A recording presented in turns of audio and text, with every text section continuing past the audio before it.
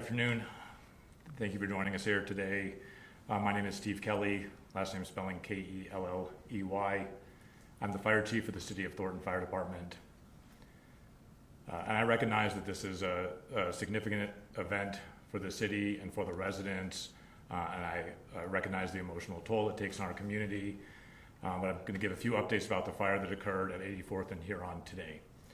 At 11:30 this morning, we responded to a vegetation fire in the area of 84th and Huron. Today, we face red flag conditions with significant winds and extremely dry conditions that we've been experiencing for a prolonged period of time now in the Denver metro area. The fire experienced rapid spread to the east, burning along a green belt between the neighborhood to the residential neighborhood to the north and the businesses to the south. We were able to contain the fire at approximately Elodie Street, with a total fire spread of approximately 10 acres. Like I said earlier, this was a significant fire which resulted in a very large regional response. We had resources from the City of Thornton Fire Department, Westminster, Adams County, North Metro, Federal Heights, South Adams, and other resources that came in to support stations that had been utilized to respond to the fire. Law enforcement went door to door in the neighborhood to the north to evacuate residents. We closed multiple roads in the area.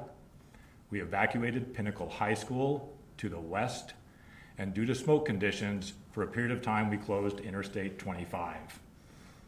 At this time, the fire is contained, and crews are continuing to work hotspots to ensure that we have the fire completely out. The fire department will have crews out on scene overnight tonight to ensure that we don't have any rekindles or any change in conditions.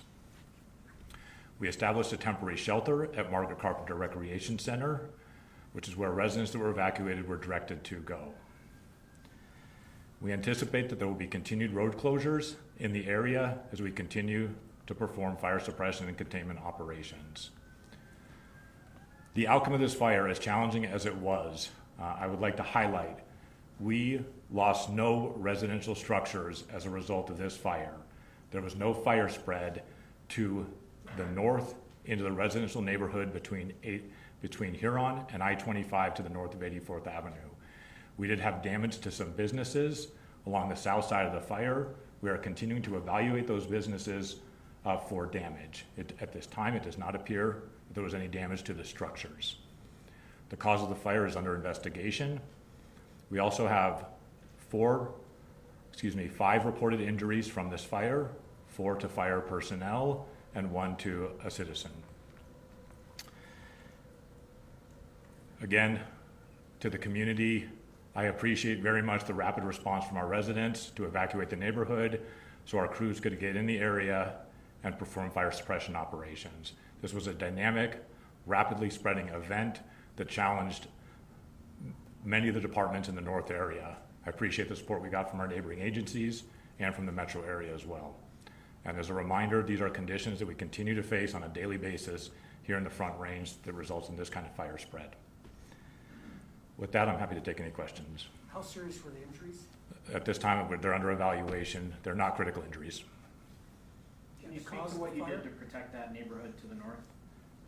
We put numerous apparatus on the road there is Leo Lane. We put numerous apparatus on that roadway and performed suppression operations from those residents. We had fire spread up to the fence line, but did not move into those residential properties. Did it start in like a playground next to the high school? The cause of the fire is currently under investigation, but the area where it started was at the area of 84th and Huron to the north of the Pinnacle School there. Chief, was there any sort of like code red alerts put out or 911 call, reverse 911 call? Because we're hearing from residents that they Yep. So we utilize the IPAWS alert system through the state. We did not do any other alerting or currently the City of Thornton is in the transition between Code Red and a new system called RAVE through Motorola. So because you're between these two systems, no calls went out? Through that system, there was not. We did door-to-door notification via law enforcement personnel. Why are evacuations still in place? Is it safe for people to go back to their homes if they so choose? We're currently evaluating that to make sure it is safe for them to return, and we should be releasing that information shortly. Do you have a ballpark of about how many law enforcement, fire personnel responded to this? I mean, it was really major. Yep, there were 47 total apparatus responses from the north area. I don't have an estimate on law enforcement personnel, but it was a law enforcement response that involved both Thornton Police, Westminster, Adams County, North Glen, Federal Heights, Colorado State Patrol. There were numerous supporting agencies on scene. Were there any vehicles that were burned? Behind this, the businesses to the north, there were a number of vehicles that were involved. Again, we're still assessing that area. Would you say there's something that people watching could take away from what happened today? Certainly.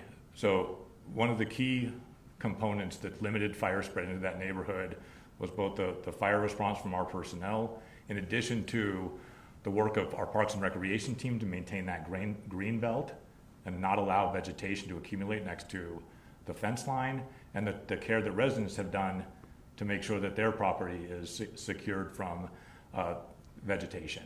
That is one of the key contributing factors to vegetation fire spread. One thing that at least I noticed while standing out there is that there were a lot of people just walking around, whether it be to the school or to nearby businesses, just trying to see what's going on. I assume you would say, don't do that, at least for the time being? It is, when we have an evolving incident, what we are asking everyone to do involved is to stay away from the area so we can get fire response personnel into the scene to manage the incident. Anytime we get residents in the area or bystanders in the area, it inhibits our ability to operate. So absolutely, that is what we would like to see. Is school expected to be in session tomorrow? It is our understanding that school will be in session tomorrow. Police are working on the coordination with the schools to get students to their families. When's the last time Thornton Fire responded to a fire of this size or nature?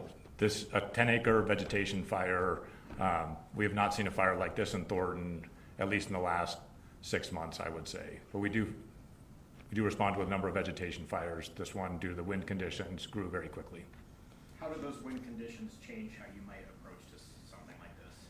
Sure. The wind conditions certainly contribute to the number of apparatus we send to the scene, how quickly we escalate that response. We also send additional apparatus. We have brush type 6 and type 3 engines that come both from the city of Thornton and from neighboring jurisdictions. So I just want to get clarification, Chief. It's our understanding at this point there was no like reverse alert system in place because the city is between this alert system at this point. We are utilizing the IPAWS alert system through the state to make those notifications. And did that go out to the state at this point? It did go out through the state. It did go out to the state. Correct. I understand from what my people are telling me back at the station, there was no alert that went out from what they're seeing, but you probably have. Understood. It's something we'll look into. Okay. All right. Do you know when that alert system will be reactivated? We are rapidly trying to get that system in place. I can't give you an exact timeline, but it's our intent to have that system in place shortly. Is there any worry that you may have missed some people because of this lack of the reverse 911 system, the lack of the alert? I can't say for certain whether we missed anybody in the neighborhood. But like I said, our efforts were focused on preventing fire spread into the neighborhood, which successfully occurred. I think that is one of the key takeaways from this incident. In terms of looking into what caused this, do you guys have an idea of when you might get it out? I'll defer to my fire investigators on when that will occur, and we'll release that once we know. With how, sorry, Do you know how many homes were evacuated? I don't have that count. with how dry it has been and how easy it is for a fire to start, it doesn't take much for it to happen. What would you advise folks to make sure that they're doing their part, but also what are you all doing at the fire department to make sure fire crews aren't stretched too thin? Sure. So certainly from the resident standpoint, from the public, is fire safe behaviors. So be cognizant of what you're doing. There's open burn bans in place. We ask the public to adhere to those bans, especially when we have red flag conditions, which were what existed today. For our fire crews, we're constantly training on wildland fire. We make sure our apparatus are ready to go. In conditions like this, we have a significantly elevated response to these incidents. Are there lessons you learned during the Marshall Fire that you applied to this incident? Certainly. So the Marshall Fire is, I think, on everybody's minds in the metro area, and our intent is not to allow that to happen again. So we are constantly, again, taking those lessons learned. Like I said earlier, our vegetation management with our open space and on green belts is directed at maintaining recommendations that came out of the Marshall Fire of conditions that contributed to fire spread into neighborhoods. Do you have any specific things come to I think that's one key one, but I think also when we talk about response to fires during red flag conditions and during weather conditions like we're facing today and what we faced recently, the magnitude of response that we send these incidents is significant. And it is our intent to get ahead of these fires so we don't have the spread of conditions like we're experienced during the Marshall Fire. I think we're very fortunate today that we did not have an outcome similar. Is it because you got ahead of the fire that it was extinguished? I would contribute the effort of the fire personnel on scene and their suppression efforts directly contributed to those houses saved. We didn't see any lives lost nor critical injuries. I saw cars burned, and I saw something else burned.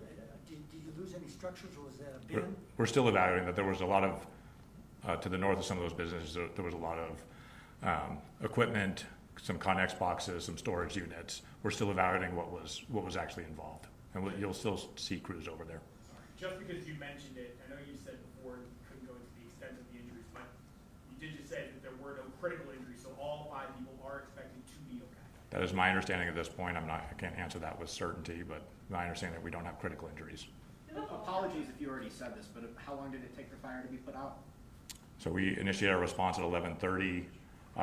By 2:30, we had significant containment of the fire. Do you have a ballpark of how many firefighters responded? Over 100, over 200? I would say an estimate of between 100 to 150, a rough estimate.